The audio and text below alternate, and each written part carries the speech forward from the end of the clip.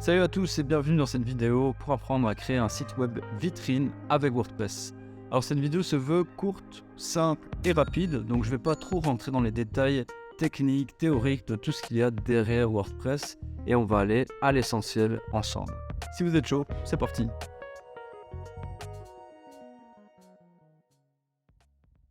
Étape numéro 1, c'est vraiment l'étape la plus importante de votre processus de création de site web, c'est de mettre votre idée sur papier. C'est vraiment ça qui va être votre outil directeur, pardon, concernant, eh bien, l'organisation un petit peu des pages, de tous les contenus que vous avez, besoin de présenter. Alors pour ça, on va passer par, l'outil qui s'appelle Glue Maps. Ici, vous voyez, quand je fais un petit clic dessus, eh bien, je tombe sur le site, donc Glue Maps, et ça me permet d'écrire comme ceci et de hiérarchiser en fait l'information que j'ai besoin de présenter. Donc moi, ce que j'ai fait, c'est un exemple ici, donc un site sur une entreprise, une ASBL qui fait des cours de piano. Et donc, on a listé ensemble la page d'accueil, une page qui va expliquer tout ce qui est par rapport aux inscriptions, une page agenda. Donc, éventuellement, on a des événements dans cette entreprise et une page contact et une page obligatoire, mention légale qui va reprendre toutes les informations de l'entreprise. Donc, vous voyez ici, cet outil, franchement, il est assez simple.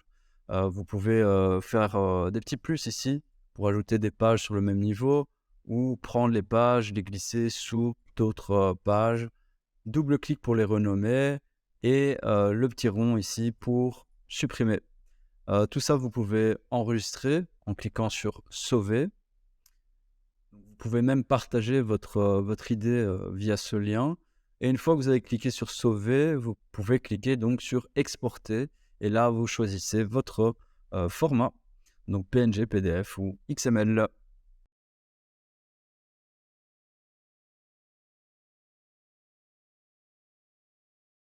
Alors, deuxième étape de cette formation, de cette mini-formation, c'est installer un logiciel qui va nous permettre de créer des sites web à la chaîne, mais sur notre ordinateur. Donc ça va être un développement que l'on appelle local. Tous les sites web que l'on va créer à travers ce logiciel ne seront accessibles que par nous, parce que c'est installé sur notre machine. Une fois qu'on aura fini le travail, eh bien, on va prendre le site web et on va le mettre en ligne. C'est la dernière étape de cette mini formation. Du coup, pour pouvoir faire ça, en fait, on doit télécharger le logiciel, un des logiciels qui existent pour faire ça, qui s'appelle LocalWP. C'est un des logiciels qui est vraiment très simple d'utilisation. Il y en a d'autres, mais ils sont un petit peu plus complexes. Donc nous, dans cette vidéo, on va aller vers la facilité quand même. Il n'y a pas vraiment de limitation finalement à ce logiciel-là. Il est simplement très simple. Donc, je vous ai mis le petit lien, voilà, pour télécharger le logiciel. C'est LocalWP. Donc ça fonctionne sur Mac, sur Windows, sur Linux, je pense aussi. Donc voilà, et ça ressemble à ceci. Donc là, il suffit de télécharger et de l'installer. Donc ça, je ne vous explique pas comment faire. Normalement, vous savez installer un logiciel sur votre machine. Voilà, rendez-vous à la prochaine étape.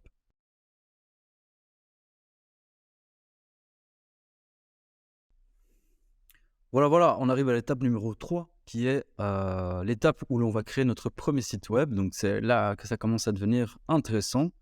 Alors pour ça, je vais lancer le logiciel local que j'ai déjà préinstallé évidemment. Hop.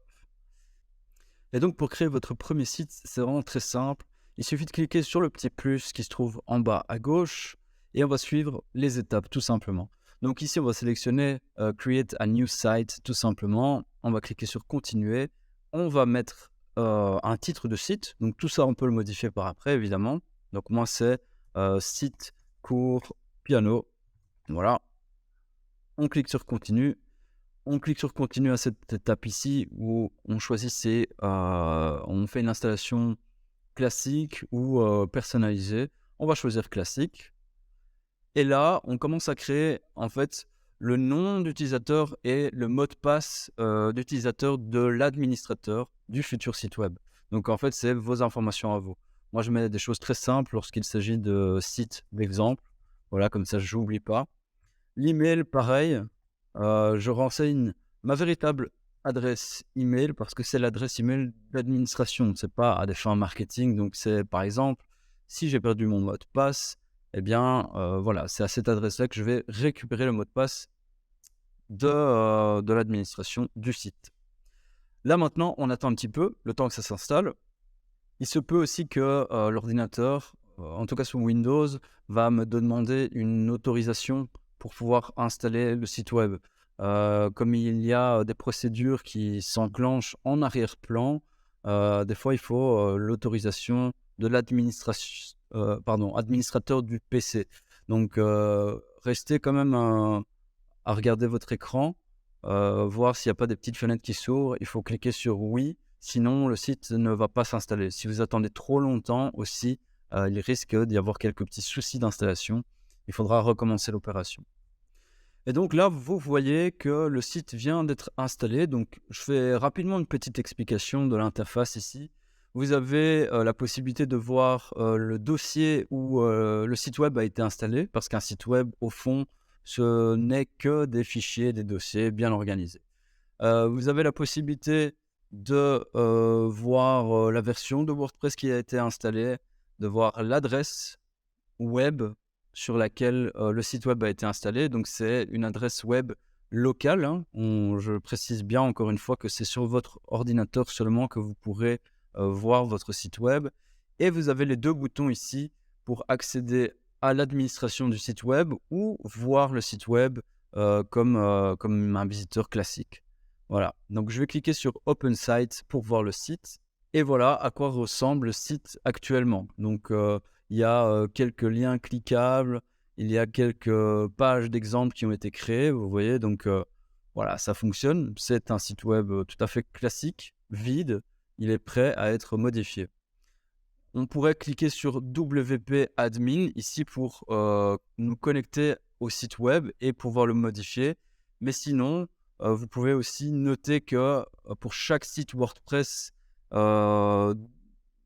on ne l'a pas modifié, eh bien, l'adresse, en fait, pour modifier le site, vous ajoutez à votre nom de domaine ici, vous ajoutez /wp-admin ou login. Ça fonctionne aussi. Donc voilà. Et quand vous faites Enter, vous tombez sur exactement la même interface. Et ici, je renseigne tout simplement le nom d'utilisateur et le mot de passe. Enter. Et je viens de me connecter au site web.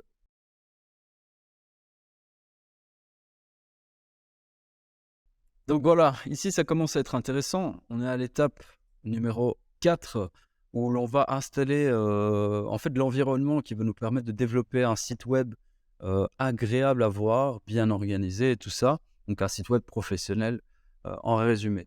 Donc on a accédé à l'interface d'administration de notre site et ici je vais aller cliquer à certains endroits pour remettre le site en français par exemple et vraiment dans sa situation idéale pour développer le site.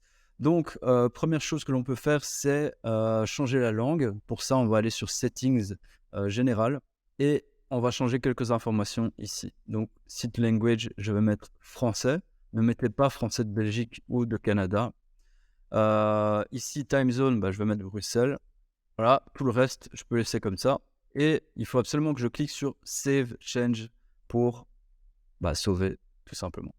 Alors ici, on va installer un thème et quelques extensions qui vont nous être fortement utiles.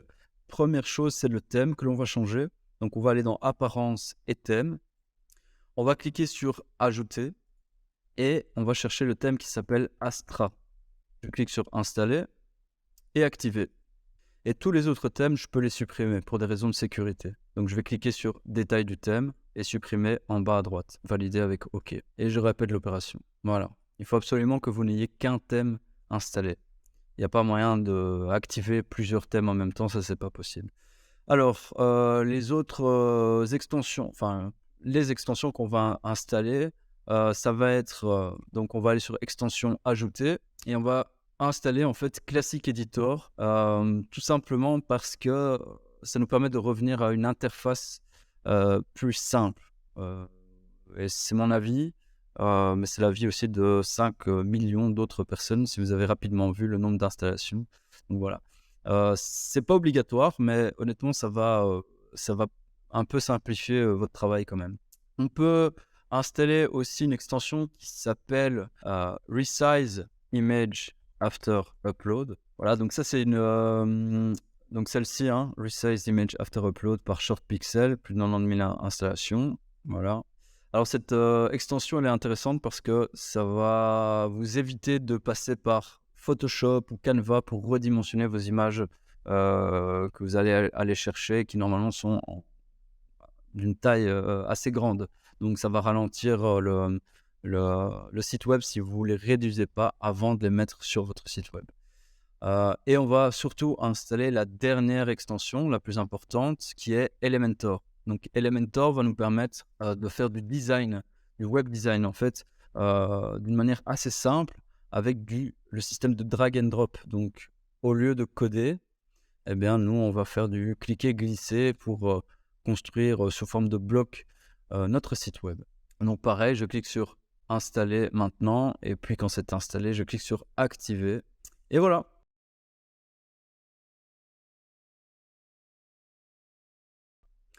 Alors, étape numéro 5, c'est commencer à créer la structure du site web. Pour ça, on va se servir en fait, de la structure qu'on a créée à l'étape numéro 1 grâce au logiciel Glue Maps. Donc en fait, je vais reprendre toutes ces petites pages ici et je vais les créer dans WordPress. Pour faire ça, du coup, toujours dans l'interface d'administration du site, hop, je vais juste masquer tout ça. Alors ici, eh bien, on peut créer des pages ici, comme ça, créer page, ou alors en survolant page et en cliquant sur ajouter. Pour l'instant, ici, on ne va pas tenir de blog, donc on est vraiment sur un site vitrine simple, et donc en fait, on n'utilise pas le système des articles et des catégories d'articles. On va créer que des pages. Donc, page ajoutée, j'ai ma page d'accueil. En fait, j'ai 1, 2, 3, 4, 5 pages, donc je vais toutes les créer. Accueil, et je clique sur publier. Pour aller plus vite, on peut cliquer sur ajouter ici. Donc maintenant, c'était inscription, publier, agenda publié, voilà, contact, publier, mention légale et publier. Voilà. J'ai toutes mes pages. Je peux même aller vérifier ici si j'ai pas des pages en trop. Donc je vais cliquer sur page. Je vais cliquer en fait sur toutes les pages. Voilà, j'ai accueil, agenda, contact, inscription, mention légale. Privacy policy, c'est pas moi qui l'ai créé, donc je supprime. Et sample page, c'est pas moi qui l'ai créé, donc je supprime. C'est des pages en fait qui viennent de l'installation basique de WordPress. Maintenant, je vais créer mon menu parce qu'il faut rendre toutes ces pages navigables par un visiteur classique. Donc, pour créer un menu, en fait, on va dans Apparence et Menu. On va créer un premier menu. On va l'appeler menu principal. Je peux cliquer sur Créer le menu ici. J'ajoute mes pages. Si je ne les vois pas toutes ici, je clique sur Tout voir. Donc là, en fait, bon, il y a 2 fois accueil, cocher uniquement le premier. Accueil, agenda, contact, inscription et mention légale, en fait, ça va pas réellement dans le menu principal. Le menu principal, c'est le menu qui a en haut, en fait, du site web. Donc, on va cocher simplement ces 4 pages-là et je vais les ajouter à mon menu en cliquant sur le petit bouton. Donc, en fait, ce que je suis en train de faire ici, c'est que j'indique à WordPress que dans mon menu qui s'appelle menu principal, je veux faire apparaître la page accueil, la page agenda, la page contact et la page inscription. J'ai une dernière chose que je dois faire pour que ça fonctionne, c'est dire que ce menu qui s'appelle menu principal aille dans un emplacement que je vais choisir ici. Alors bon, comme par hasard, ça porte le même nom, menu principal et l'emplacement menu principal. Mais donc voilà, ce sont 2 choses différentes quand même. On clique sur enregistrer le menu et on va voir l'avant de notre site, donc la partie publique de notre site, en cliquant sur la petite maison ici en haut à gauche. Et donc là, je vois site cours piano, je vois mes pages ici, voilà, contact, agenda, etc. Donc ça fonctionne, tout est navigable. Il me reste une dernière chose à faire pour que mon site devienne un site vitrine. Comme vous voyez pour le moment, en fait, quand vous cliquez sur site cours piano, qui est le titre du site en fait, on tombe sur un article. Donc ça veut dire que mon site est en mode blog pour l'instant. On va changer ça rapidement. On retourne dans l'interface d'administration en cliquant ici en haut à gauche. On va dans Réglages et Lecture et on va choisir que la page d'accueil affiche non plus les derniers articles, mais une page statique. Et on vient la choisir dans la liste ici. On l'a créée nous-mêmes, elle s'appelle Accueil. Cette liste vient donc de toutes les pages qu'on a créées ensemble. Et on enregistre les modifications. Et là, notre site est en mode site vitrine.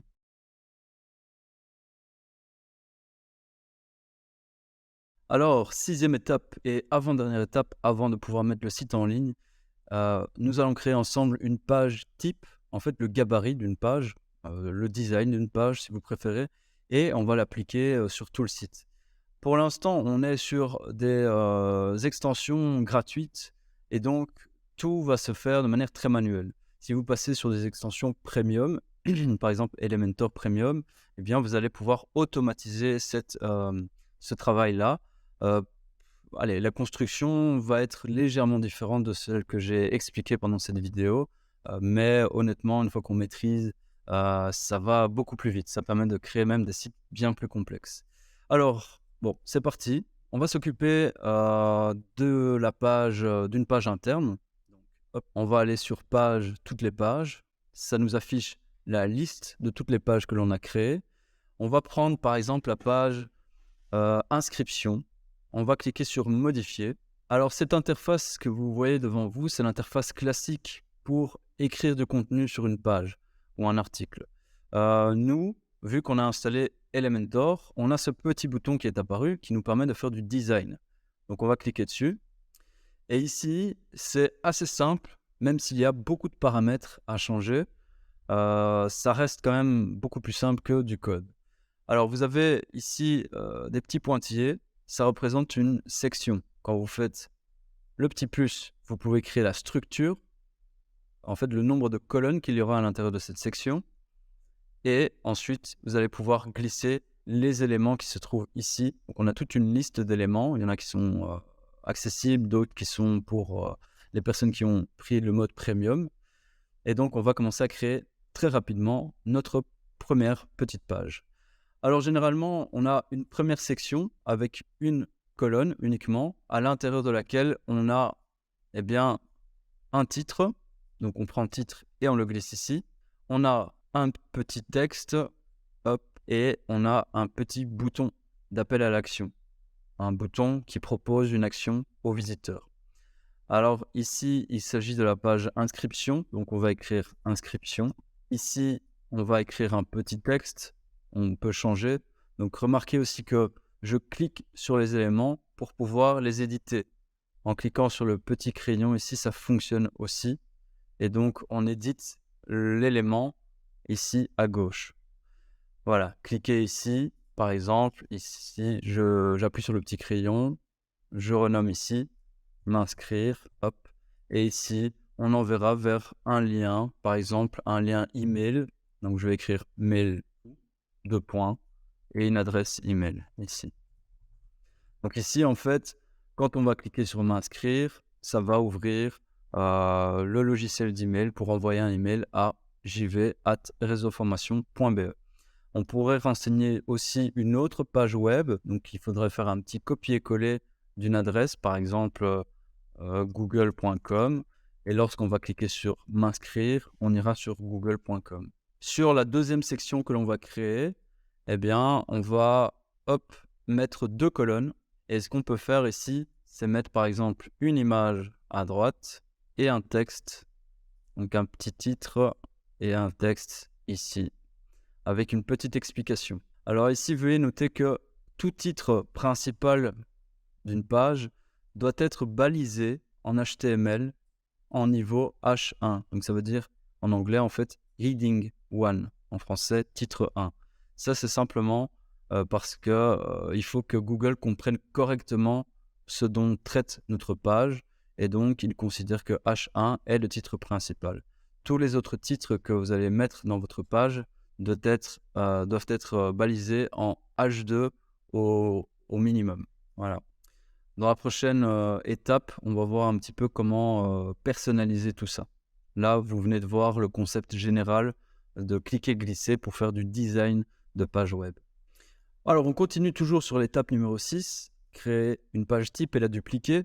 On va voir comment accélérer un petit peu notre travail. On a toujours cliqué sur le petit plus pour créer des sections avec des colonnes dedans, mais juste à côté, vous avez un dossier. Ce dossier vous permet d'accéder à différents modèles de pages ou de blocs. Voilà, vous avez des pages complètes qui sont faites ou des petits blocs si vous voulez travailler simplement avec des blocs. Moi, je vais appeler ici une page complète, par exemple la page ici About. Je vais cliquer sur Insérer.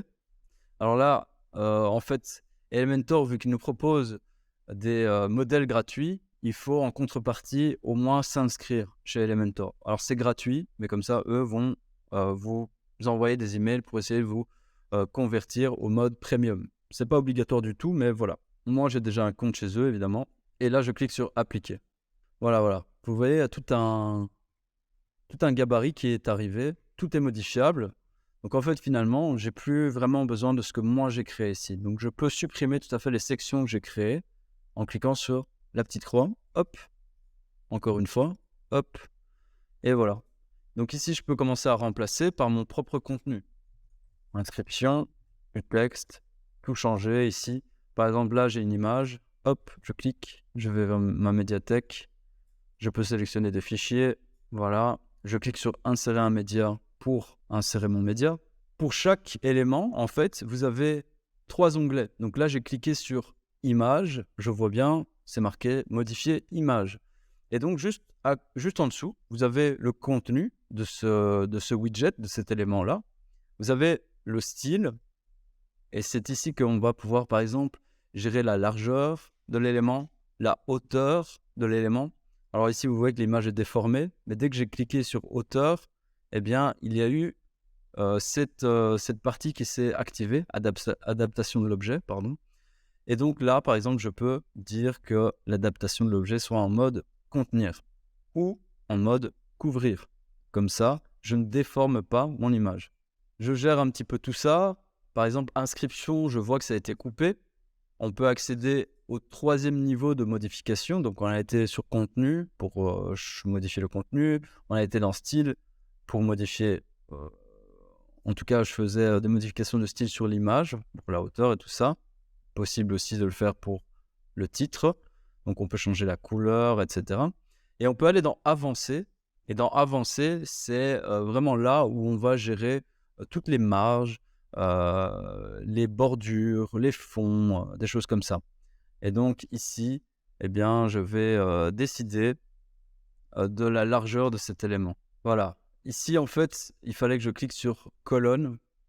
Ces colonnes qui interdisaient à tous les éléments de la colonne d'aller plus loin que cette limite invisible qu'il y a ici.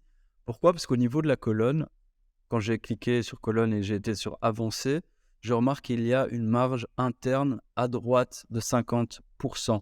En fait, si je mets ça à 0, vous voyez, le contenu est poussé et il est autorisé à aller sur 100% en fait de la largeur disponible.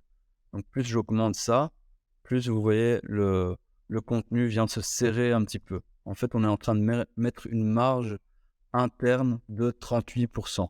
Donc voilà, ici je peux mettre 0. L'autre avantage d'Elementor, c'est qu'on peut gérer le mode responsive. Donc ça, c'est la version du site en desktop, en tablette et en mobile.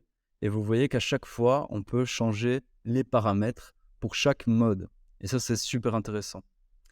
Voilà, j'ai un petit peu arrangé la page. Donc j'ai changé le texte ici en cliquant sur les titres, par exemple.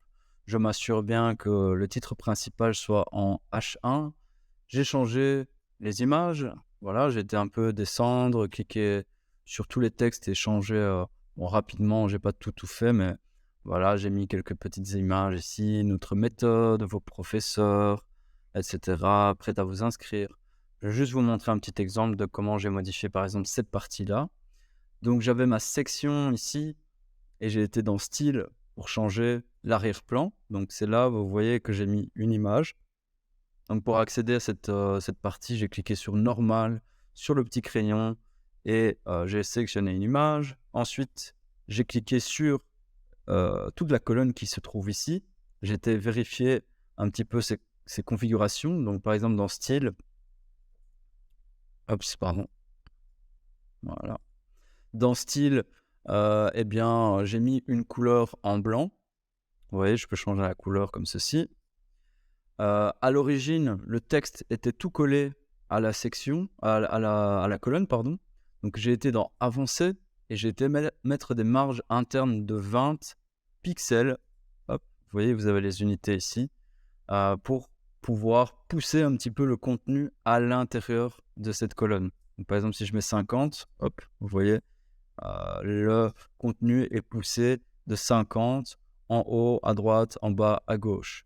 J'ai été aussi voir un petit peu les marges qu'il y avait au niveau de la section, donc du niveau au-dessus, hop, et j'ai constaté qu'il y avait certaines marges qui poussaient mon contenu. Par exemple, là, j'ai une marge interne dans la section de 30%. Si je la mets à 50, par exemple, vous voyez, ça pousse le contenu du côté droit, hop, de 50%. Voilà, je vais peut-être laisser comme ça, c'est sympathique. Maintenant, je peux cliquer sur mettre à jour. Je peux aller voir ma page. Donc, je clique sur le petit menu ici en haut à gauche. Je clique sur voir la page. Et voilà à quoi ressemble ma page. Hop. Alors, il y a encore quelques détails à régler concernant, eh bien, par exemple, les marges ici que l'on voit. Par exemple, site cours piano commence ici et je vois qu'inscription dépasse. Donc, normalement, un site se veut centré, on va dire centré. Donc, il y a une espèce de marge imaginaire comme ça qui ne laisse pas dépasser le contenu ni à gauche ni à droite. Donc, tout ça, on va encore arranger. Mais en tout cas, j'ai déjà un premier gabarit de page. J'ai encore à remplacer le logo ici et éventuellement les couleurs. Voilà, donc on va essayer de faire ça rapidement. Je vous montre comment ça se passe. Et une fois qu'on aura fini ça, eh bien, on va dupliquer cette page et on va l'appliquer à toutes les autres pages. Page d'accueil, agenda et contact. Alors, concernant les marges, vous pouvez aller dans Modifier avec Elementor et Réglages de site. Ici, comme on passe par des moyens gratuits, eh bien, il faut aller chipoter un petit peu à gauche, à droite. Je vous montrerai dans les prochaines parties de cette vidéo où aller chercher la documentation et tout ça pour pouvoir vous retrouver facilement. En tout cas, ici, on a mise en page et c'est ici qu'on peut régler la largeur du contenu. Je vais mettre 800 ici. Je vais cliquer sur mettre à jour et je vais cliquer sur la petite croix pour sortir. Je clique encore ici et je clique sur voir la page. Alors, si ça fonctionne toujours pas, c'est que dans la page même, il y a une exception. Pourquoi? Parce qu'ici, dans Réglages de site, en fait, ce sont des réglages généraux, mais on peut encore mettre des exceptions. Donc, on va aller vérifier sur la page même qui s'appelle Inscription. Je vais cliquer sur Modifier avec Elementor.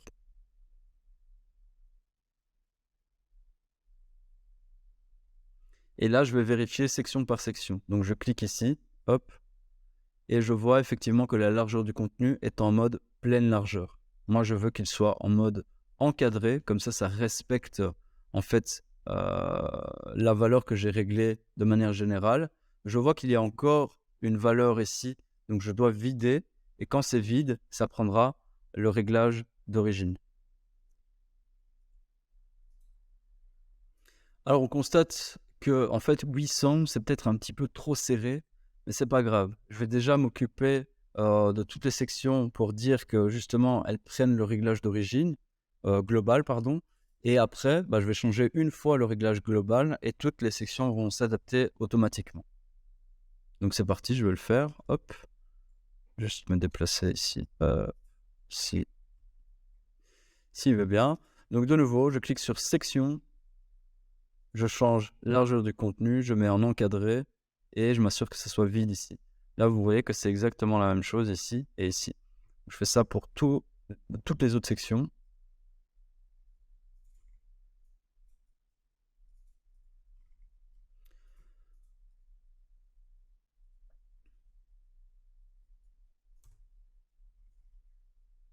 Et une fois que c'est fait, je vais sur mettre à jour. Je retourne ici. Le bouton où on avait cliqué précédemment, réglage du site, vous l'avez aussi quand Elementor ici est en rouge. Donc voilà, réglage du site, je clique ici.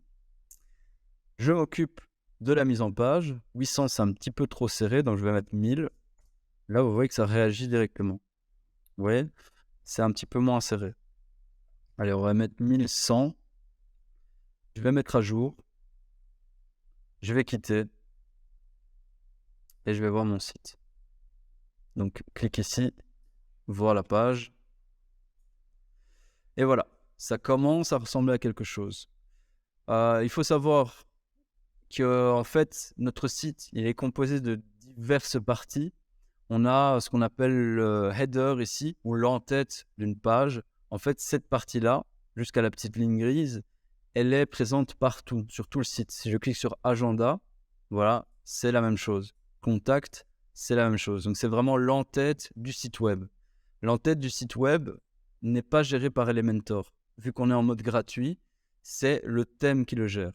Et vous pouvez aller configurer votre thème dans personnaliser. Donc, en fait, on a deux parties qui vont s'occuper du design du site. Elementor pour tout ce qui est interne aux pages. Donc, en dessous de cette petite ligne grise, on commence ce qu'on appelle le main body, donc de la petite ligne grise jusqu'à cette ligne grise là. Tout ça, c'est le main body, c'est le contenu en fait d'une page. Et juste en dessous, vous avez le footer ou pied de page. Donc en résumé, on a l'entête, on a le main body ou le contenu, et on a le footer ou le pied de page en français. Et donc, le header ou l'entête du site et le footer ou le pied de page du site, ces deux parties du site sont gérées par le thème. Et pour modifier le thème, il faut aller cliquer sur personnaliser. Dès qu'on veut modifier la partie interne d'une page, donc le contenu ou en anglais main body, eh bien il faudra aller cliquer sur modifier la page. Et sur une page en particulier, si vous avez activé Elementor, comme par exemple sur la page inscription, vous avez du coup le bouton modifier avec Elementor qui est disponible. Donc rappelez-vous, j'avais décidé de serrer le contenu à 1100 pixels.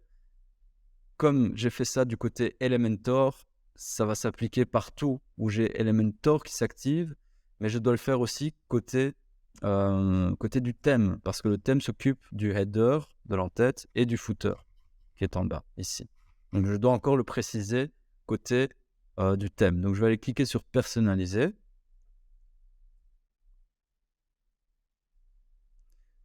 Je vais aller dans Global. Je vais aller dans Conteneur. Et ici, vous voyez largeur du contenu. C'est le même concept, mais c'est pour toutes les parties qui ne sont pas gérées avec Elementor. Je vais mettre 1100 pixels. Publier. Quitter avec la petite croix. Et là, vous voyez, tout est aligné. Dernière étape qu'il me reste à faire, c'est dupliquer ce gabarit de page pour pouvoir l'appliquer aux autres pages. Donc, je retourne sur ma page que j'ai modifiée avec Elementor.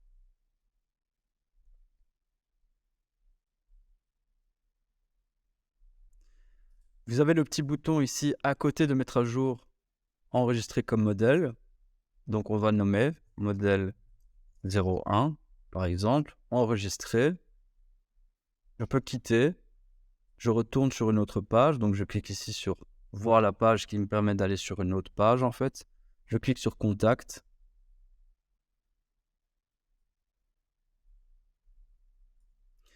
Quand je suis sur la page contact, vous voyez ici, en fait, je n'ai pas encore activé Elementor sur la page contact. Donc, je n'ai pas le petit bouton. Je dois d'abord passer sur modifier la page.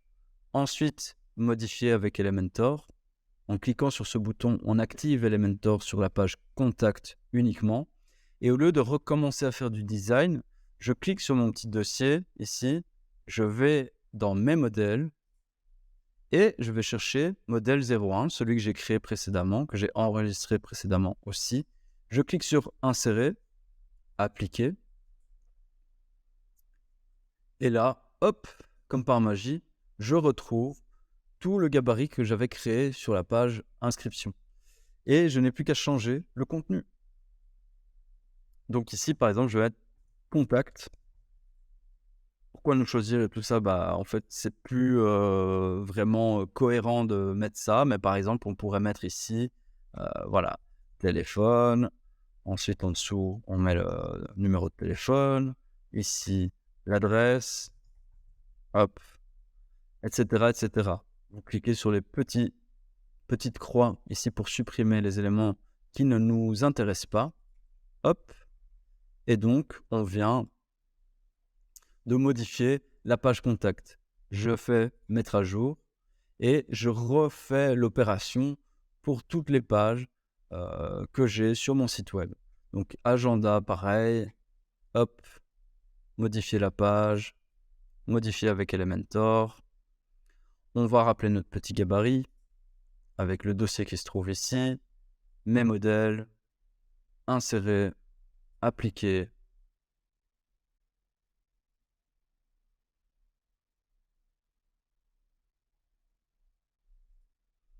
Et ici, je remplace le contenu.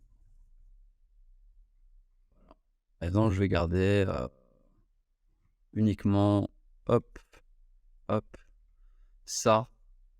Par exemple, les prochains concerts de l'école.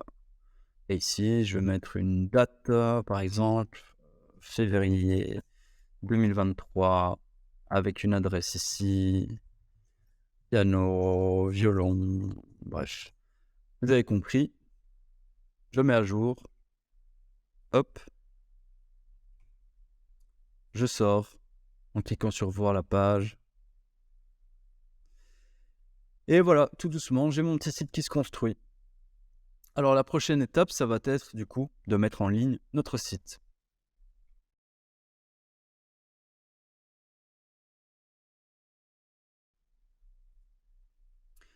Alors, notre site est maintenant finalisé. Donc moi, je l'ai fait très rapidement. Ça manque effectivement de configuration au niveau des couleurs, du logo, des choses comme ça. Mais donc le concept général, voilà, je vous l'ai expliqué. Pour modifier le contenu des pages, c'est modifié avec Elementor. Pour modifier tout ce qui est en-tête et pied de page du site, eh bien, c'est dans personnaliser. Et là-dedans, vous avez pas mal de configurations, notamment le logo du site, le fav icon ici du site aussi. Voilà. Et on va aller donc mettre notre site en ligne. Pour ça, on a besoin de l'enregistrer, en fait, de pouvoir le transporter. Et on va donc télécharger une extension qui permet de faire ça. L'extension que je conseille, qui est facile d'utilisation, s'appelle All-in-One WP Migration. Voilà, on l'installe et on l'active. Voilà. Une fois que ce plugin est installé et actif, nous avons sur la gauche ici la possibilité d'exporter ou d'importer. En fait, ici, en local, nous allons faire exporter et on va recevoir un petit fichier. Donc, il faut cliquer sur exporter vers et sélectionner fichier. Vous voyez, l'extension est en train de faire son petit travail. On va recevoir un fichier. Voilà. Il faut cliquer sur le bouton vert pour télécharger notre fichier. Vous voyez, c'est un fichier qui a l'extension WP Press. Je vais enregistrer.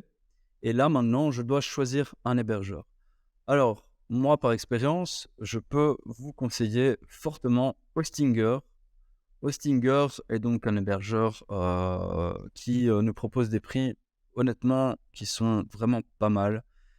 C'est pas du tout cher, en fait. Alors, je vais juste changer la langue ici, Belgium. Comment ça, il n'y a pas la Belgique? Français. Donc voilà, vous voyez les prix, c'est 2,59 € par mois pour le mode premium déjà, donc c'est quand même pas très cher. Et ensuite, vous allez... bon, ici, moi, je vais pas acheter un nom de domaine, mais voilà ce qu'il y a dedans. En fait, vous recevez des emails professionnels. Donc évidemment, ça c'est intéressant de pouvoir envoyer des emails avec une extension @monsite.com par exemple. Vous avez la possibilité de sécuriser votre site. Vous avez la possibilité d'installer WordPress facilement, en quelques clics en fait. Et vous avez quand même en fait une bonne passante, je veux dire une rapidité du site vraiment élevé. Donc Hostinger est parmi les meilleurs hébergeurs au monde concernant la rapidité du site. Et c'est quelque chose qui est très important lorsque vous décidez d'avoir une présence en ligne. Donc voilà, bref, je ne vais pas faire toute l'explication ici de ce qu'est un hébergeur. Si ça vous intéresse, laissez des commentaires dans la vidéo et je ferai une petite vidéo supplémentaire à ce sujet. Mais donc voilà, côté Hostinger, en fait, vous allez simplement suivre les étapes pour installer un site WordPress. Et ce qui va se passer, c'est qu'en fait, techniquement, vous allez avoir 2 sites. Un en local sur votre machine, donc celui qu'on vient de construire, et un autre vide en ligne avec votre nom de domaine, monsite.com. Voilà, il y aura un site WordPress comme à l'étape numéro 1 lorsqu'on a créé notre premier site web.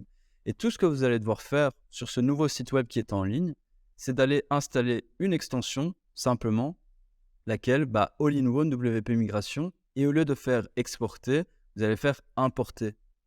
Vous allez faire importer depuis, vous allez cliquer, vous allez sélectionner votre fichier et vous allez suivre les opérations que l'on va faire ensemble ici. Donc, double-clic sur votre petit fichier.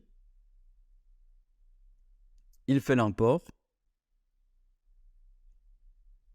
Vous cliquez sur continuer. Le site va vous dire que le site a bien été importé et que pour finir, il faut juste enregistrer la structure des permaliens. Donc, vous allez cliquer là-dessus, enregistrer la structure des permaliens. Éventuellement, votre site qui est en ligne maintenant va vous demander de vous reconnecter parce qu'en fait, il y a eu une installation d'un nouveau site sur un site qui existait et donc il y a potentiellement des nouveaux noms d'utilisateurs avec des nouveaux mots de passe, etc. Vous allez devoir renseigner simplement le nom d'utilisateur et le mot de passe que vous avez créé vous-même lorsqu'on a créé notre premier site web en local, c'est-à-dire à l'étape numéro 3. Donc, ici, quand vous vous êtes connecté, vous allez directement dans Réglages permalien et vous allez tomber là-dessus, en fait. Et tout ce que vous avez à faire, c'est cliquer sur Enregistrer les modifications. Donc là, ce qu'on vient de faire techniquement, c'est de rafraîchir en quelque sorte la base de données pour que tous les liens soient rafraîchis tout simplement parce que notre site en local, l'adresse était site-cours-piano.local et très certainement en ligne, ça va être une autre adresse, par exemple le nom de l'entreprise.be. Voilà, quelque chose comme ça. Donc il faut simplement rafraîchir la base de données pour que WordPress comprenne qu'il y a eu déplacement de site web, d'adresse de site web. Voilà, j'espère que cette vidéo vous a plu. Si vous êtes intéressé par aller plus loin, on propose des formations à Bruxelles, à Excel. Elles sont accessibles gratuitement si vous êtes chercheuse d'emploi ou chercheur d'emploi. Sinon, vous pouvez vous inscrire à travers notre site web. On a à côté de ça un service de création de site web avec l'agence Zento. Tous les liens sont en commentaire. À plus.